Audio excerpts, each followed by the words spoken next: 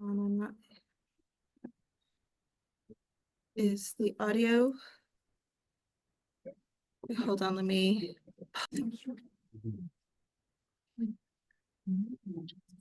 I don't know if they can hear us. For those of you on Zoom, can you hear me? If so, can you please raise your hand? Thank you. Go ahead, we can start. Okay. Good evening, everybody, and welcome to the regularly scheduled Board of Directors meeting for Marin Municipal Water District on April 15th, 2025. Terry, if I give a roll call, please. Good evening. Director and Vice President Judd Smith, Here. Director Ranji Kush, Here. Director Diana Mayer, Director Larry Russell, Here. and President Matt Sampson. Here. Do we have any public comment on the adoption of tonight's agenda? Not on the agenda. I have a motion to approve the agenda. So moved. Second. Terry, first and a second, roll call, please. Vice President Smith, Aye. Director Kush, Aye. Director Russell, Aye. and President Sampson. Yes, moving on to item number 5, public comment on non-agenda matters. Yes, I have two, Susan Storch and Ms. Turfel. Oh. Go ahead, sit right, go ahead, ma'am. I was gonna have to sit through a meeting for a while. Oh. Go ahead. I'm gonna try not to read too much of this. I'm Susan Storch. I live in Cape Marin, right behind Molly Stones, and Bon Air. My matter that I want to talk about tonight is our street light that has not been functioning since October. In October, and also the reason that I'm here is because it's obviously dark at night. And I have a 6-pound dog that I walk in the cul-de-sac at night. And without the street light, we can't see a whole lot. Okay. Back in October, MMWD was digging out our street. In the course of this work, both the street light and the irrigation light got cut. The light is directly above the mailbox, which serves our entire street. There's a curb, difficult to see in the dark, plantings, and a street grate that is unevenly leveled with the street. So my dog and I have to detour around all of this. When the area manager first came out in the fall, it was determined that the MMWD had indeed caused the damage and would take care of the repair. Then the matter went to your attorneys. It's been 6 months now. Our homeowners association and management company have been very responsive. However, now I would hate to think that Cape Marin attorneys would be called to get some sort of resolution. This is going to be a waste of time and money. I'll be 86 years old next month. I've lived in Marin County, Kentfield and Greenbrae for 52 years. My children and grandchildren have gone to local schools. And my 88-year-old husband worries about me. I've fallen 5 times in the past 6 months. My doctor always reminds me, don't fall. We don't need to be reminded that. Reduced visibility leads to falls. I also know that tripping hazards are not visible in low light situations. Lack of sufficient lighting makes it difficult to see obstacles in front of us, especially uneven pavement. The reduced visibility is dangerous and makes me anxious when I'm out. As I can't easily see other animals. Coyotes sometimes come running down the cul-de-sac and startle my dog and myself. Losing my balance has led to all of my falls. And I don't want to stumble and fall and have it be the end of me. Thank you, Ms. Storch. Thank you. Ma'am, what was your address again? I'm sorry, what street? It's 14 Gregory Place. We'll look into this, right? And since your company broke the light, I want to know when it's going to be fixed. We'll be following up. Thank you. Thank you. Feel free to submit your notes. My notes, who do I submit them to?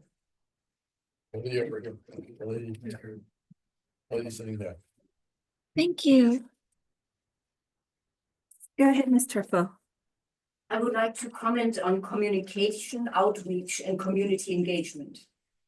I was very disappointed when I realized that you quietly renamed the pipeline project to you seem so eager to push through. By renaming the pipeline, you made it close to impossible for any of your own constituents to find and understand what you're planning to do. The style in which this project is being presented is far away from transparent, honest, and considerate. By doing this, Marin Water actively prevents public engagement.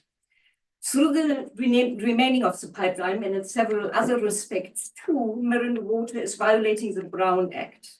By law, the board can't vote on anything related to the pipeline today. If you were to approve the 10 million pipeline-related counseling contracts on the agenda today, you would break several other laws as well. One of these other laws is the National Environmental Policy Act that requires you to create a detailed, independent environmental evaluation first. Among other things, this law mandates that the public be involved in the environmental review process, allowing for comment, feedback, and questions on the proposed project. Additionally, the article and one of the board members published in the IJ, your write-up on your website is misleading for the public because it fails to mention the 405 plus million the pipeline will cost the consumer. Eventually, these articles omit the 3 million annual cost, and somewhere the water purchases from Sonoma need to factor in. In the few instances you mentioned the price tag, you only ever mentioned the cost for the initial phase of the project and never the honest total that people will have to pay through their rates. You forgot to honestly call out that the project will negatively impact water quality as well. I find it alarming how I feel it's manipulative, how many of your presentations since Marin Water tries to pit the pipeline project against 3 completely indigestible options, dams and a desalination plant. You never mentioned the pipeline in the context of the real 21st century alternatives that would be on the table if there were any willingness for long-term sustainability. For example, Mr. Workman's suggestion to fix the leaks that bleed more than 500 million gallons of drinking water before the meter, expanding recycling water in a 21st century manner, and most of all, focus on buybacks to ignite a bottom-up countrywide race to conserve. What is happening is that you want to spend 405 plus million on behalf of loans. Since Ms. Marin Turfo, is I'm spending. sorry, your time's up. Okay. Yeah, thank you. We do have one more speaker, Miss Marilyn Price. Hold on, Miss Price, let me unmute you. Let me know when you're ready. She's trips for kids. Miss Price? Yes, I'm here. Okay. Yes, well, and thank you. Hold on. Can you hear me? Can you try talking now? Pardon? Hold on. Miss Ms. Price? Price? Yes, I'm here. Okay. I can hear Can you hear me? Do this. Okay, hold on. Hold on, Ms. Price. I'm having a little technical difficulty. Let me see if I can help you. Go ahead. Okay. Yes. Can you hear me now? Yes. Okay. Well, I was wondering today on my bike ride if there is a way to present all the information to our residents on the issue of conservation versus building pipelines. The residents complain vociferously every time their rates go up. If they knew in advance the cost of the pipeline with its pros and cons and how it would affect their rates, versus using the most sophisticated conservation measures, including some of the new ways Phil has been proposing and how it would affect their rates. It would be great to see how they would vote. If needed, we could let the residents know that the conservation route may require their buy-in to use less water. And we could give them a certain period of time to decrease their use of water before making the decision about needing a pipeline. Thank you for considering my idea. Thank you. There are no further speakers. Okay, thank you. Move on to item number 6, Director and General Manager's announcements. Ben. One item. We've talked at the board that a couple of years ago, we reinstituted our pipe tapping team. And that's a group generally from O&M, but can be anywhere that makes up a group that competes with colleagues from regionally around the state and nationally, if you're fortunate to kind of make it up there. It's quite a competitive environment. And our folks competed last week at a kind of state and came in third. The top 2 get to go to nationals. It turns out the first and second were from the same agency, City of LA, which means the third place gets one of the slots. So our pipe tapping team is going to the national competition in June in Denver. It's very exciting. That's great news. Thank you very much for sharing, and congratulations to the team. Anna, Update. Announcements.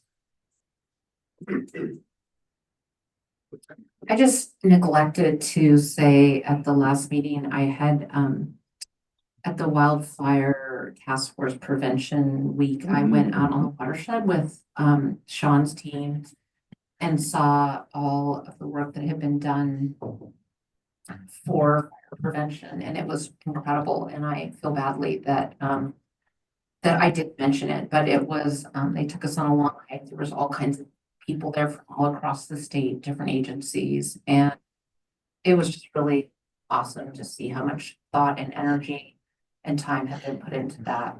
So that's all I want to say. Cool, yeah, I wanted to report out that we had a Marin Sonoma Water Advisory Council meeting in Sonoma and Santa Rosa, and Larry Russell was also there. Fairly routine meeting. They are approving a new rate structure, and they're dealing with inflation issues like we are and we have. But it was a very cordial, thoughtful meeting, and they have proven in my mind to be great partners of Marin and increasingly building trust in the relationship there.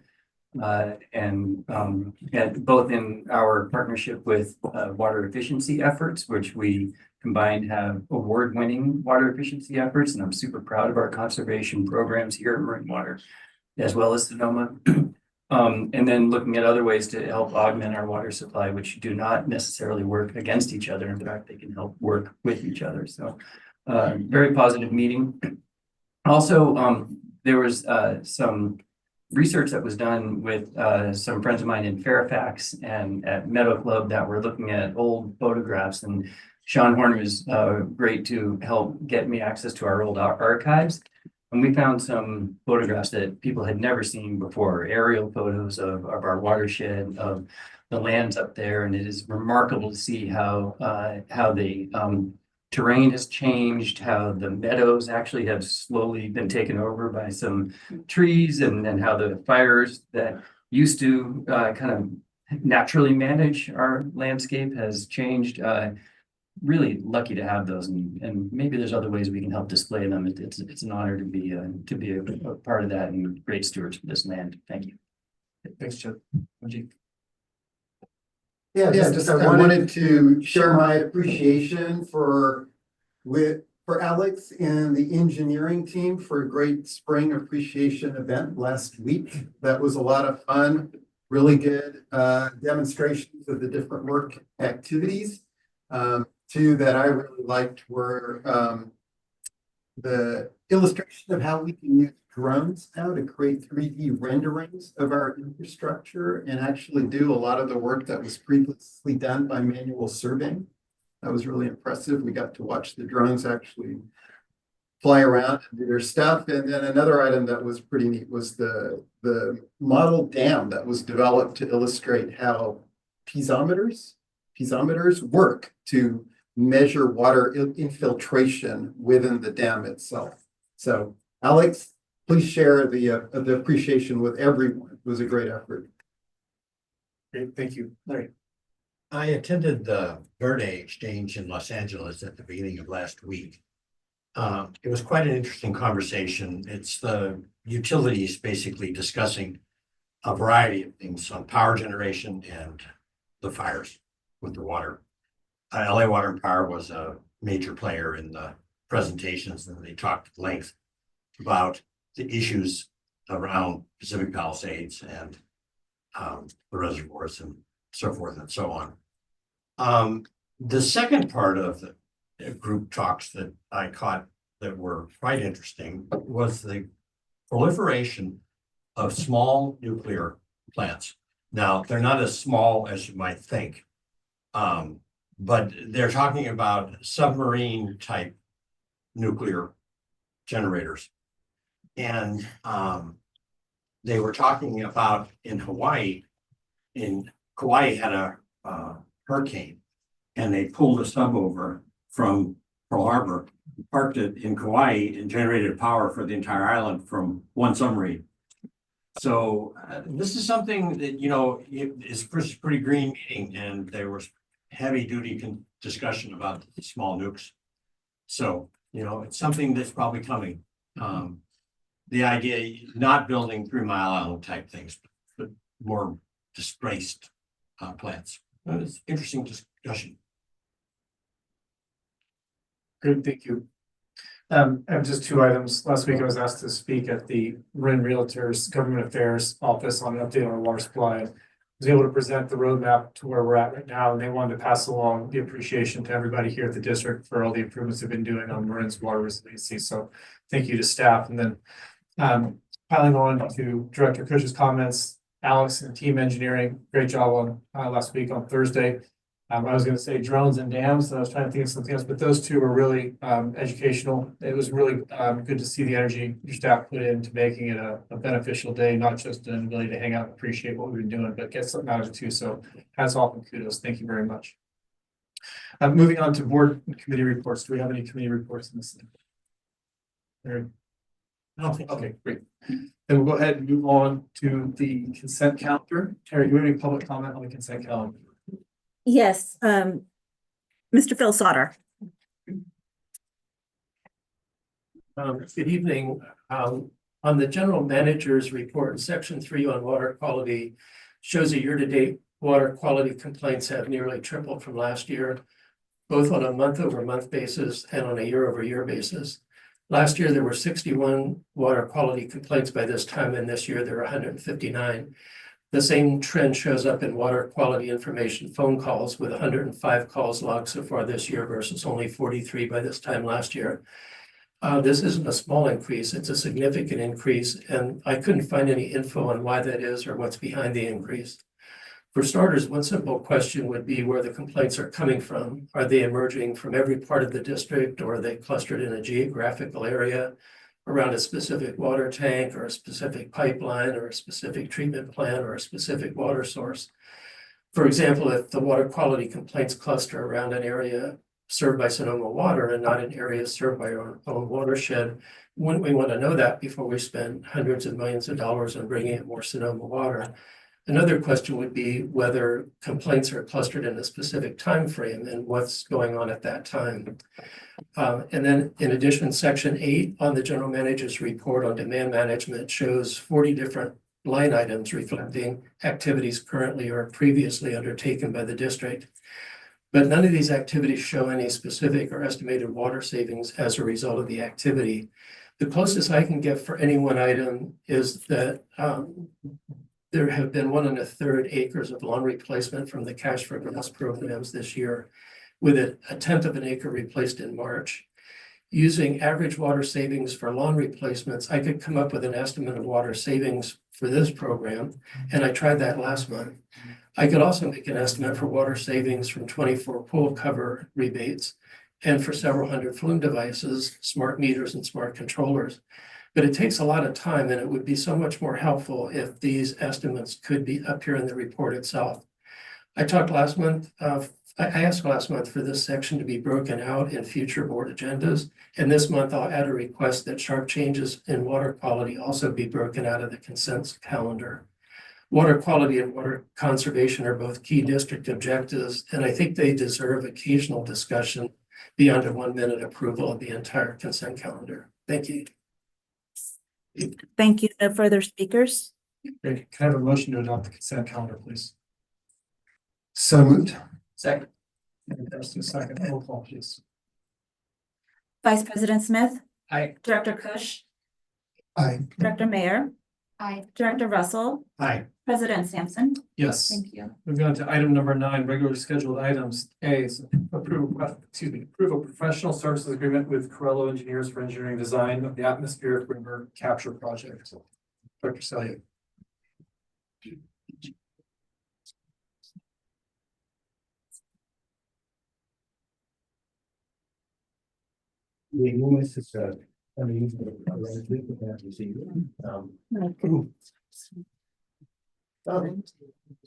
John. I just feel so much closer to you now. Not close as I feel. I feel the warmth. Good evening, Paul Selye, Water Resources Director. This is super interesting. So we are here with an action item for the board to approve, award the design agreement for the atmospheric rubber capture project, previously known as the kind of 3 project that we've been discussing since 2023 through the SWUSA and roadmap analysis. Tonight, our overview will talk a little bit through the background. I'm gonna make one quick comment, just right out of your title page. I kind of agree that that name might need some work and maybe some discussion around it. It was a quick change, so I don't know how we think about these, but I think they're maybe the marketing department. I think about that. So we might have some time after the presentation. Okay. Thanks. Certainly open to all discussion and hints the board may have for us in terms of marketing and names. So our background, we'll just step through background, which is really just a review of kind of our journey. We'll talk about what this project is and what it's going to do for us as a water district. And then we'll get into a little bit of the scope and the fee schedule of the project, and then close with the staff recommendation. So this slide seems a little busy. It's just because there's a lot on there. We've been doing a lot since 2020, the onset of the drought. And while the line at the bottom talks about our innovative and sustained water efficiency program, it wasn't born in 2020. We had water efficiency long before then, but 2020 certainly galvanized us. And that sustained and creative effort in water efficiency has been ongoing ever since and underlines everything that we've done. By 2021, April 2021, the board had declared a water supply emergency. And, you know, later that year, end of the water year, September 30th, we were down to about 6 months of water supply. And as we look at some of these sort of key milestones, just, you know, reflecting that in an emergency, we didn't have a lot of time to think about what we were doing. So later that year in 21, turns out that October, when the 100-year rains arrived and helped refill our reservoirs, that did provide us the time to consider, spend a little bit of effort and time to consider what the best choices would be for the district. That effort in the strategic water supply assessment wrapped up in February of 2023 with selecting the roadmap. That roadmap and that report considered the district's vulnerability and ongoing vulnerability to drought conditions. It established an 8,500 acre foot per year need for water, and that's our water supply goal. The integrated roadmap sought to provide supplies that address that water supply shortfall. And then since 2023, We've been implementing projects as fast as we can. We've been developing new information to better inform some of the more complex projects over the past couple of years. And early this year, in January, we paused for a moment just to look up and consider what the last 2 years have meant in terms of where was our demand? What were some of the assumptions that we've made in the strategic water supply assessment? And finding that our water efficiency measures had bought us supply to the tune of 2,000 acre-feet. Our demand is actually less than what we had used in the strategic water supply assessment, enabling us to reduce that 8,500 acre-foot per year goal down to 6,500 acre-feet. From the 4 kind of remaining alternatives for water supply, the board selected the PETA 3, or as it's now called, the Atmospheric River Capture Project. TBD if that name sticks. But regardless of the name, that was the decision earlier this year on February 25th that we selected the Atmospheric River Capture Project. So what is that project? That project, again, just for the record, previously talked about as the PETA 3 project, renamed to ARC. Delivered somewhere between 4,000 and 5,000 acre-feet of winter water to a marine reservoir through a pipeline that's approximately 13 miles long. And we'll say here that it has 1 pump station. That's our initial design. May be subject to change during our broader, more deeper dive into the design. Maybe there's 2 pump stations. As noted, this is phase 1 of the project that we're considering this evening awarding the design for. Additional phases are possible that would require additional board approvals at a later time, and that would increase the yield of the project. There are benefits to this project reflecting the fact that this is a regional project. It has benefits for our partners to the north, North Marin most immediately. They currently have to use their distribution system to move water into Stafford in drought conditions. And that takes quite a bit of time to move that water through their distribution system, meaning they've got to make that decision fairly early on in the winter months. A larger pipeline project, such as is contemplated by this Atmospheric River Capture Project, would allow them to make that decision much later in the season, giving them time to see if the rains would arrive. And there are potential benefits for other customers of Sonoma Water as well, potentially storing small amounts of water in the Marin reservoir for trade with Marin, taking the Marin's water source from Sonoma Exchange. The total cost of the project is around $167 million. So getting to what this project does for us, we've shown this slide previously. Just stepping through it a moment. This is an illustration of the roadmap projects, including the increase in the spillway at Nicasio, some in-system improvements, and the Atmospheric River Capture Project. So those 3 projects improve the supply and storage in our reservoirs, as you can see in terms of the difference of these 2 lines. The black line reflecting a baseline condition with no projects, and the blue line above it representing the projects that I just talked about. The little red triangles that are there, those are our water shortage contingency plan triggers. In other words, if those storage levels within the reservoir is when we hit those on an April 1st date, if we passed any of those, we would be triggering actions associated with those levels of water shortage. And you can see here at the end of this period in the October timeframe, right before the rains arrived and fill this back up again, there's about a 20,000 acre-foot difference in terms of storage in the reservoirs that these projects would bring for us. Looking then at the project, just the project we're talking about tonight. So taking away the Nicasio spillway, taking away the in-system improvements, and just looking at the performance of the project through the most recent drought. So this is the actual historic hydrology, and we've just added on that supply of the Atmospheric River Capture Project. And you can see at the lowest point of storage there's an increase in our storage of around 8,000 acre-feet. So the direct benefit from the project. And then looking at the project performance, and if you remember, we had not just historic hydrology in the strategic water supply assessment, but we used what we call the synthetic hydrology, or if you can think of it as a design drought.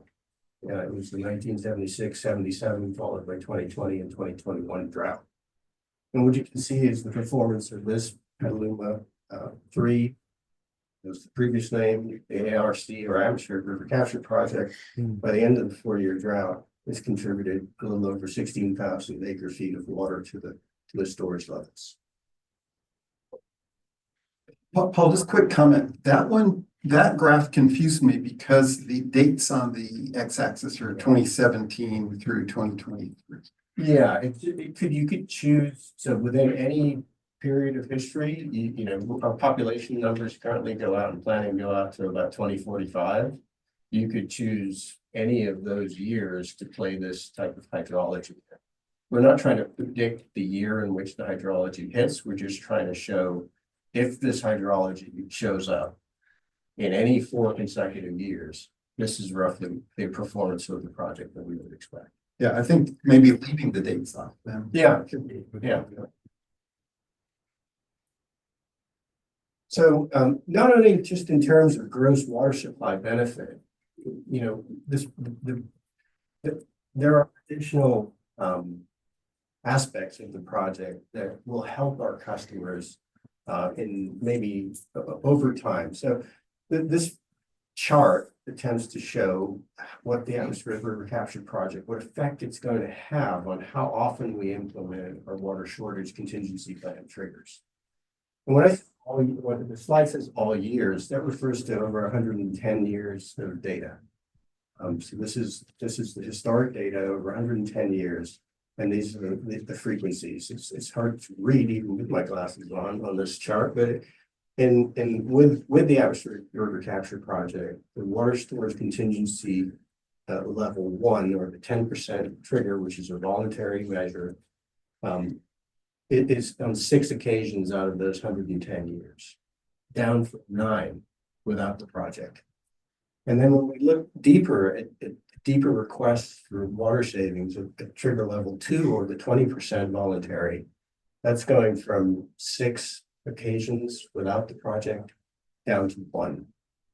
So this is really going to change the impact our customers feel. Yes, we're still going to continue with our ethos of water efficiency. We're still going to be asking our customers for contributions to water savings during dry conditions, but on a much different basis than without this project.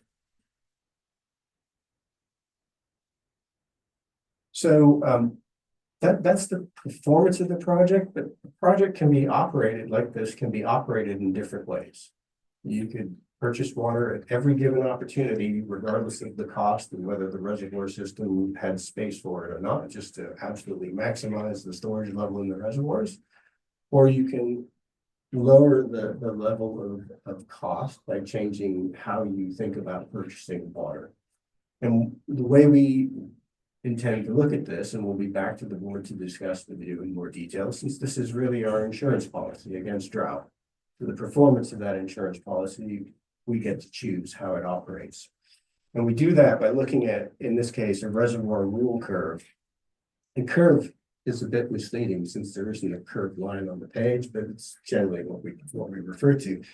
And on the y-axis of this chart is the reservoir storage level. On the x-axis, think of it as time, months across the year, or even across a season in this case. It's not specific. In the first horizontal line part of the chart, it's the rainy season. It's late rainy season. It's January, February, March. And the rains haven't filled us up. So the reservoir's, I don't know, half full or something. It's less than full. We would want to turn the project on at that point, and that's what this chart is showing. The middle section at the top there, that's essentially May and summer. And if we're not full, we'd love to purchase Sonoma water to preserve our reservoir storage levels. The likelihood of it being available is slim in the summertime, both from a capacity perspective, and frankly, there are no atmospheric rivers that occur during summer in California. Or if they do, it's very rare. And then on the last horizontal line, now you're in early winter. and you're optimistic that rains are gonna come. So we're okay with a little bit of room still in our reservoir system, but we may be, if it's down at that level, we've got room to buy water and we've got room to fill up with rainwater as well. So we might want to turn the project on at that time. So we'll be back to the board to discuss in more detail, obviously with some specifics around what reservoir rule operations we want to use to determine when we operate this project. But at this point, the conveyance project will be operating based on a storage level and of course, an availability of water from Sonoma. So I just wanted to summarize for myself.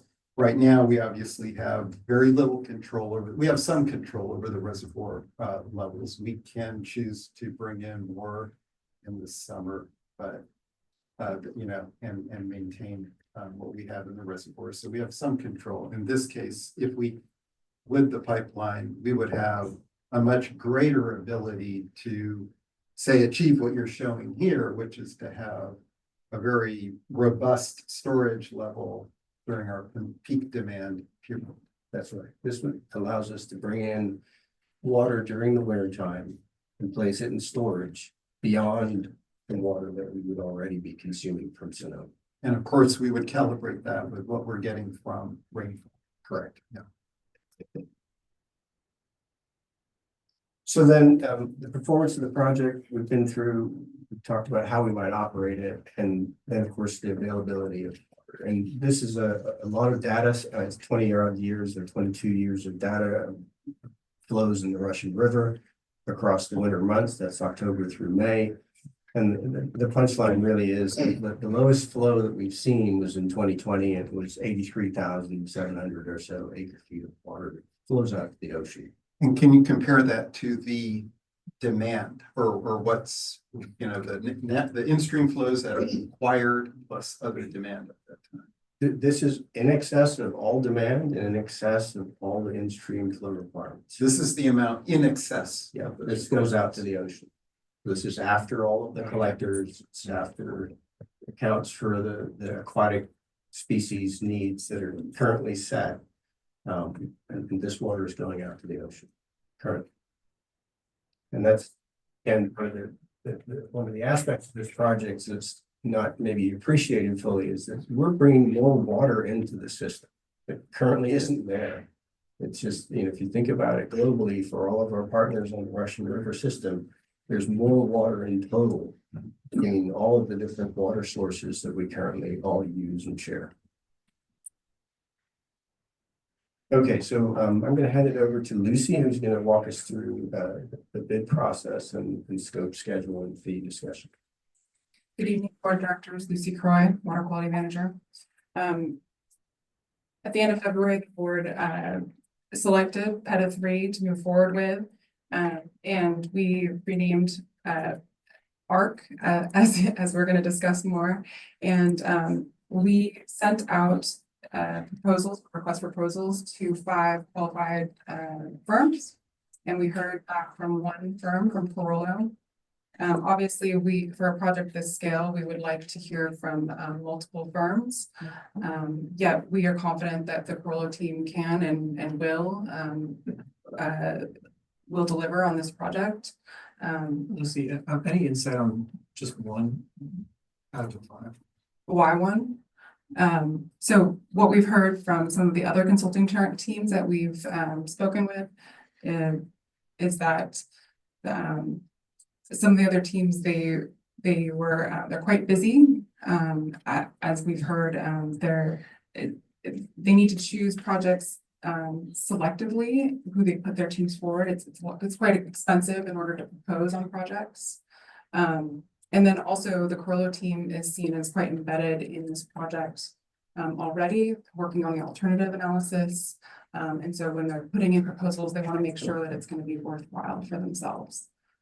And one's better than none, I guess, too. Yeah. Very much better. And I would just add to that the original investigation into the conveyance alternatives was competitively bid as well. And not just for the planning phase, but for actually the whole design phase as well. So we could have just awarded this to Carollo under that prior bid, but we wanted to make sure that this project was open for anybody that was interested in it and following closely enough to kind of be able to compete. And it's not unusual when you've got a project of this magnitude and the level to which Carollo have been developing it, that it's sort of given as a nod that they're on an inside track. So it's not entirely. Any of the other firms ask for more time or need more time or express, or they're just like, we're not gonna ever.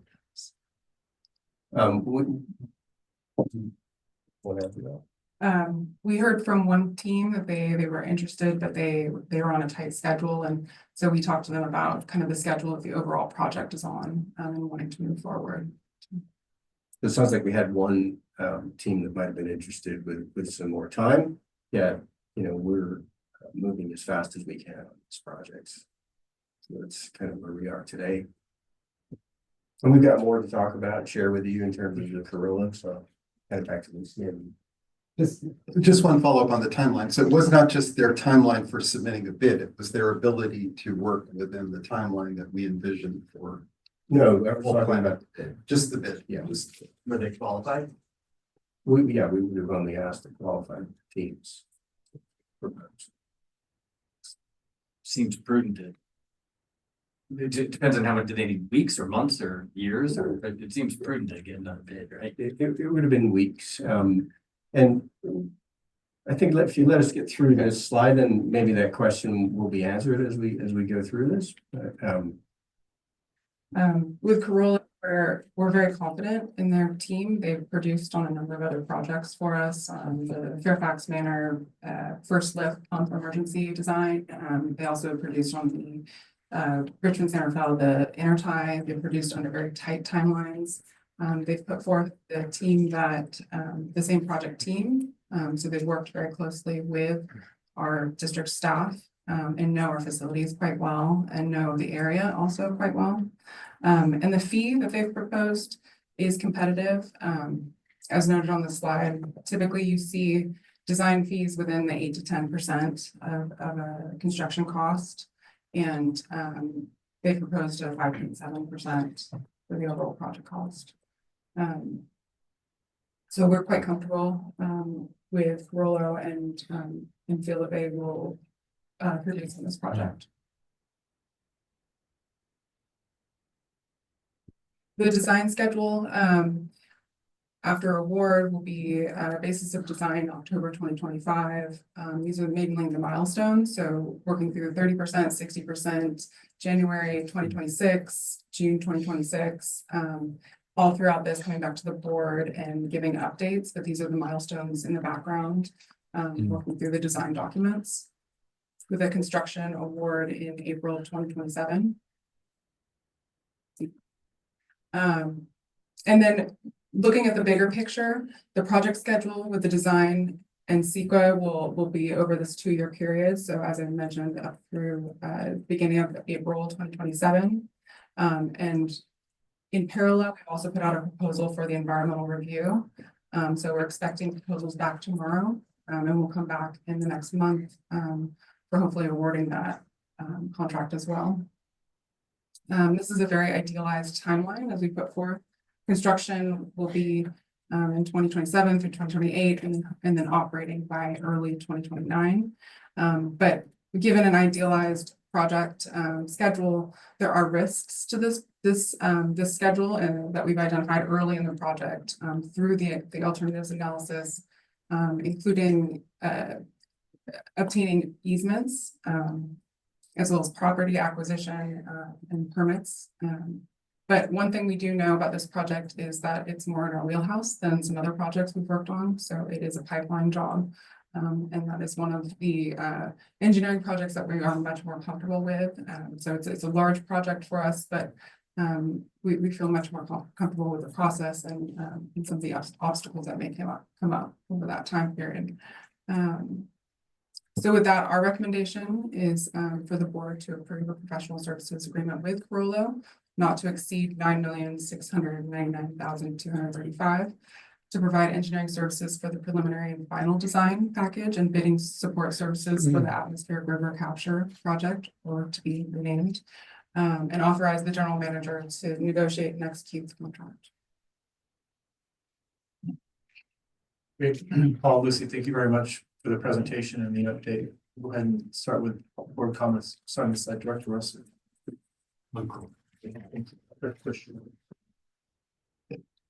Yeah, some of this, what else, we spoke about when we approved the decision to move forward with PETA 3/ARC now, but after 2 years of, or 2 years after approving our integrated water supply roadmap, I just want to repeat that it's very encouraging to start developing a critical element of the roadmap that will improve the reliability of our water supplies and our neighbors to the north, as you mentioned. So it's a great place to be, very encouraging. But at the same time, it is very ambitious or optimistic with respect to the timeline, as you noted. You see, it's sort of the ideal timeline. And, I think we know how long it takes to do things in Marin, maybe across California. I'm still a little bit I'm still recovering from the Bon Air Bridge, which is maybe 1/8 of a mile, 1/4 of a mile, over Corte Madera Creek, next to Marin General Hospital, because that was started when I moved here in 2008. It was a 4-year design process, 4 years of environmental review, 4 years of construction. It wasn't completed until 2022. Now, I don't know all the factors that led to, 14-year timeline for a 1/4 mile retrofit, but it does suggest that we have to be so attentive to every step of this process. So I think my main comment is that I see that the consultant is required to provide you with monthly progress reports.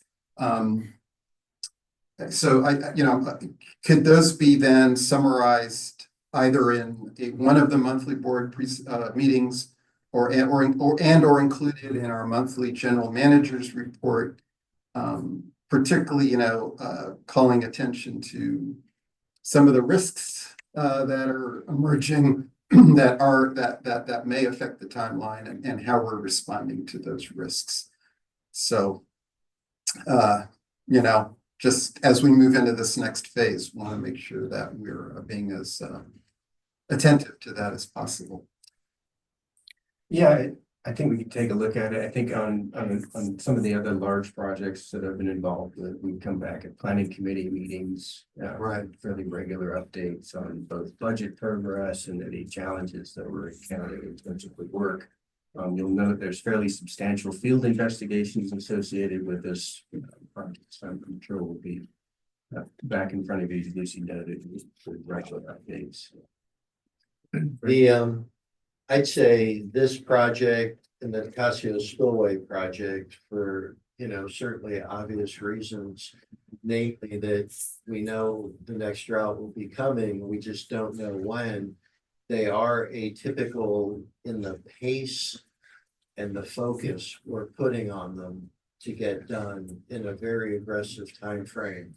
And I do think there's a distinction in those two projects, in that if you work on a dam, it inherently brings complications and uncertainties. And as Lucy noted, this pipeline project, well, we do have, I'll just say, a fair degree of confidence in the schedule that we put up there, and we intend to meet it. That's encouraging then. Yeah. Good to hear. Look forward to the updates. Dr. Mayor.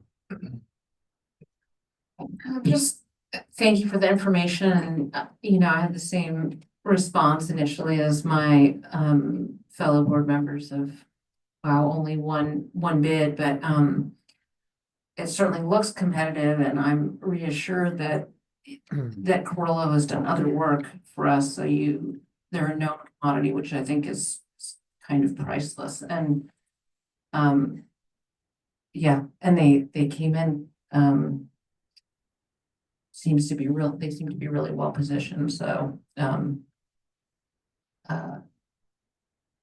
yeah, looking forward to seeing this unfold. Just to briefly add to my comment, that part of my confidence does come from the team that we have. And, you know, when I look at it, it's less the company than the project manager and the team that we've worked with, and we really do have confidence in their ability to execute.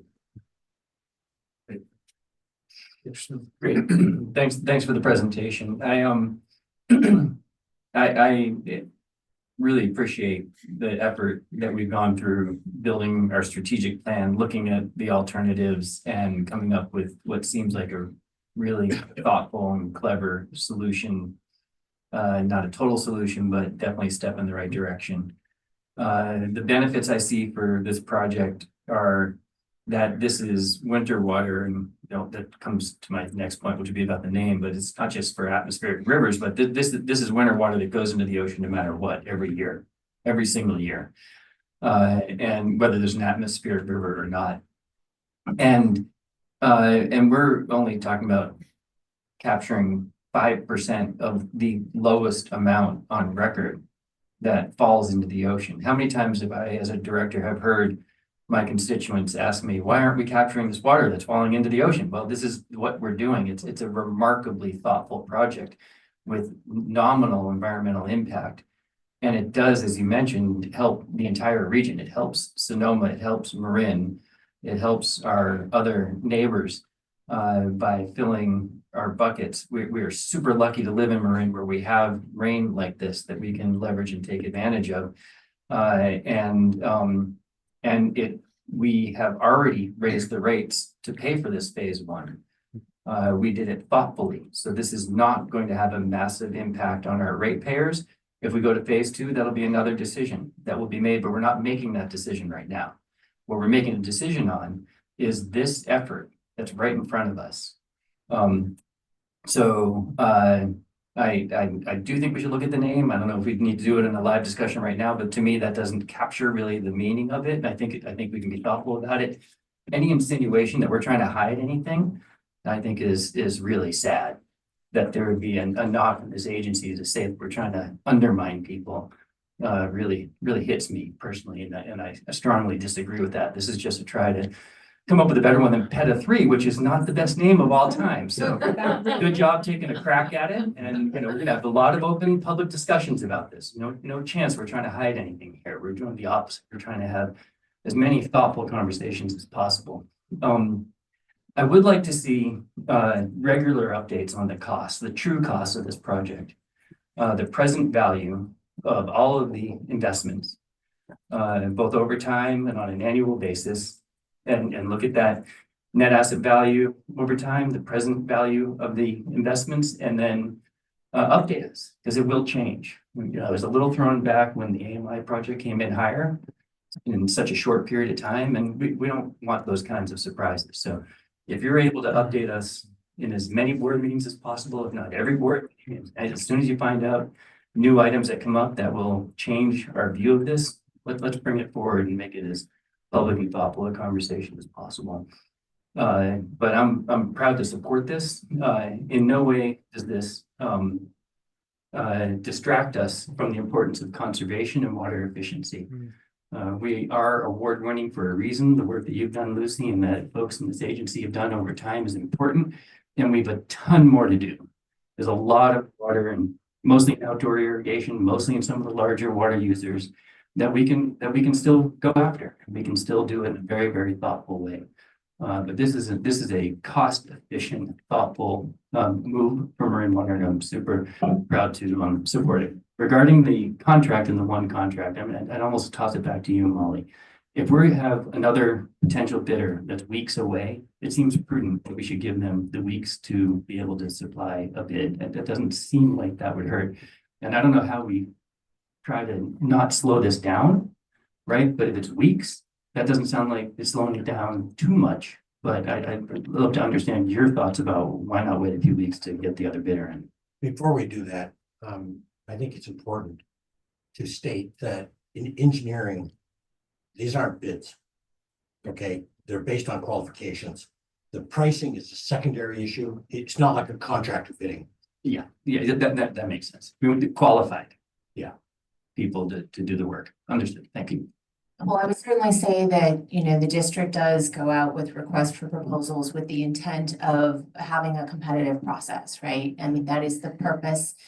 In this case and in this particular context, as you heard Director Sellier say, the initial RFP that was issued actually anticipated the larger project work.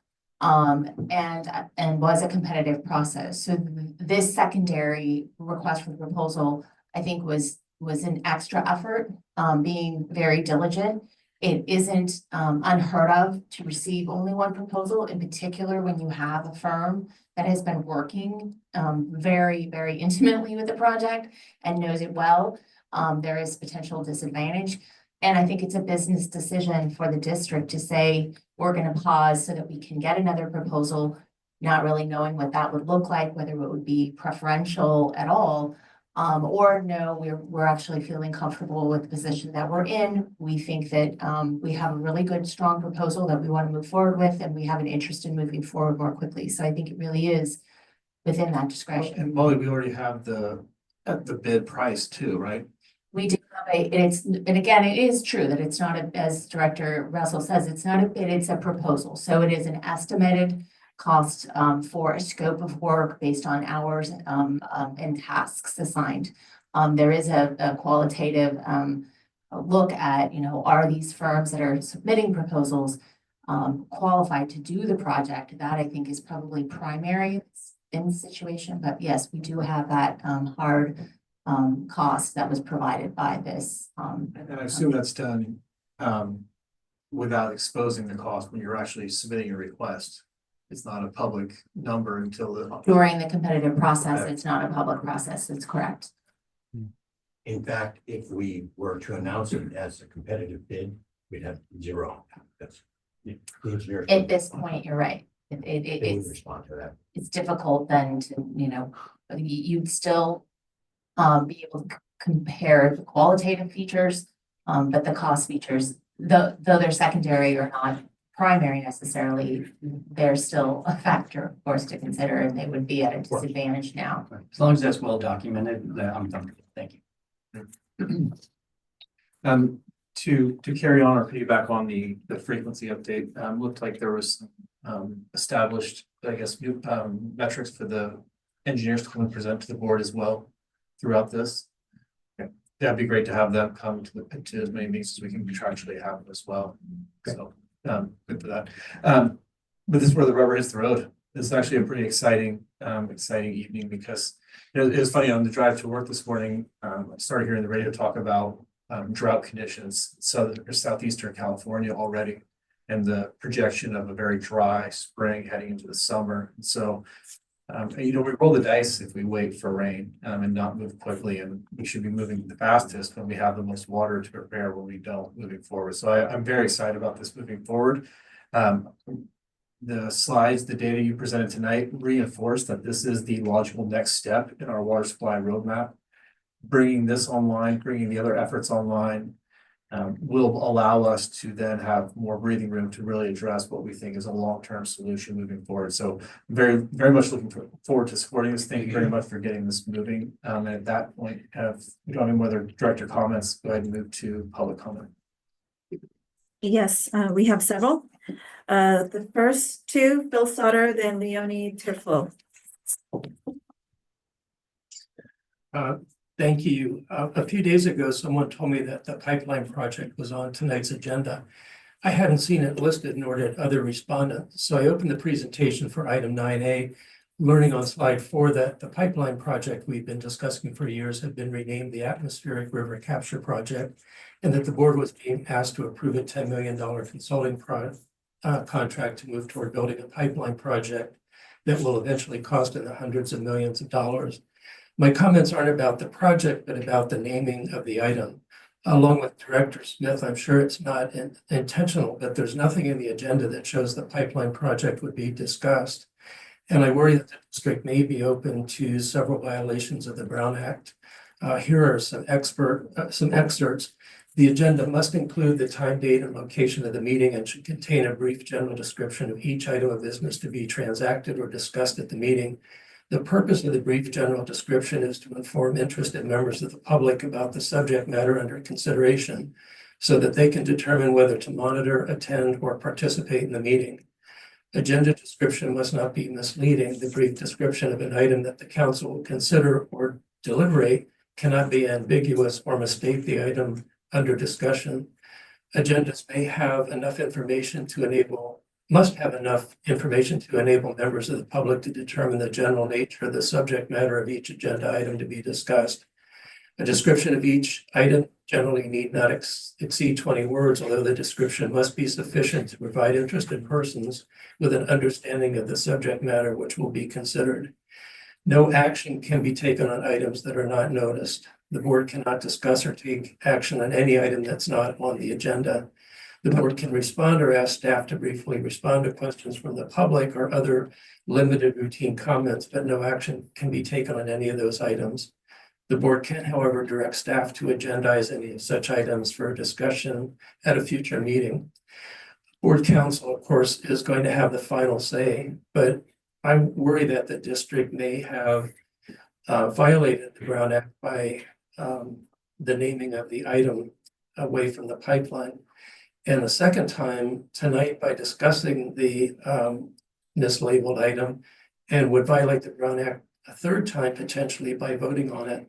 I'd suggest tabling this item and bringing it back at a future meeting with an accurate description that lets the public know what's actually being discussed and voted on. And this might tie in with an opportunity to bring in a second bidder on the contract. Thank you. Ms. Turfo, please. Hi. I learned that Marin Water recently dissolved the committee that was responsible for conservation. I'm sad and stunned that at this time, conversation that is going to be essential for the coming century has been dissolved instead of being put front and center of everything you're doing. My daughter will be alive in 50 or 80 years and she will need water. Some of the present board members took on the responsibility of overseeing conversation additionally to everything else. But for example, there's no mention of the environmental impact in the pipeline presentation that you prepared for today. The environmental impact is not mentioned in any of the articles your pipeline you put out. Today, someone talked about it and I appreciate that. And your plan to start a roughly 10,000 engineering contract without first doing an environmental impact study disturbs me. It doesn't feel like long-term planning that you will use Sonoma Water. Sonoma restricted water delivery before. They will surely do that again, especially since they are planning huge building projects and they need their own water. I was at an international water exhibition and conference in Germany last year, and I was blown away by how many inventions, methods, and approaches there were to meet the growing water emergency that will certainly arrive here in no time. I was so impressed by all the measures, often low cost, other countries are already having in place measures that tandem in solving other issues like pollution, water quality, wildfire risk, carbon capture, and lowering the overall temperature to keep our planet livable. There's so much out there, so brilliant solutions when it comes to water. And it is heartened to arrive here and hear about pipelines and dams that everybody else tries to get rid of, to disassemble, because it disturbs everything and the ocean needs rainwater. I'm asking you to please consider other ways, because from what I learned, as good as it sounds, this doesn't sound like a 21st century solution to me. Thank you. Thank you. The next two speakers are Eric Grovel and Larry Minikis. It's Eric Groves. Oh, Groves. So, Sorry, didn't look like an S. I support the project. I'm concerned about the project management and I'm concerned about the duration of the planning process. It looks like the planning process is going to go on basically for the entire duration of the project. I'm concerned that my own experience with this kind of thing is if you plan to deliver the final plan on the final date, then that's the plan that no one will be willing to accept. You really need to start the plan, present the plan in advance and as you go along. So I would suggest that you really examine the details of this contract so that you get proper plans in order. So you need an initial plan, a high level plan, and that should be the next level plan and the next level plan in stages. And you should get that first plan in a month or two. You should be able to sketch out where this pipe's going to go in the first weeks. You probably already know where it's going to go. And finally, there's no reason why this project has to be all at once, in the sense that we're going to start at one end and we're going to gradually build all the way to the other end. There's no reason to build a project that way. You know you have to go underneath the highway. Start that tomorrow afternoon. You know how to do that. You know what? These other sections, you could start tomorrow afternoon. So I'm concerned that your plan is linear when it should be broken into pieces. It's not sectioned properly. And so you're taking too much time. It's going to cost too much money. And when you're going to have more and more people raising their hand and saying, don't do this now. Think more, go on and on and on. So I would encourage you to look very carefully at the project management and the style of which the plan is being laid out. Thank you. Take care of me. I wanted to provide some clarification to the board. We've completed, as part of the strategic water supply assessment, I think we call it the conceptual design for this project, or is it further than that? But let's just call it conceptual design. And that conceptual design was very robust and provided the basis for the selection of this project.